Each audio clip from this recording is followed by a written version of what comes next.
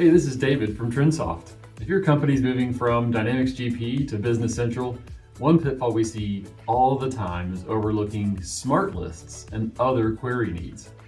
For many finance teams, SmartLists are the go-to tool for quick reporting. So if you don't plan a replacement before go live, users can end up frustrated and struggling to get the answers they need. In our latest blog, we break down how to handle this the right way.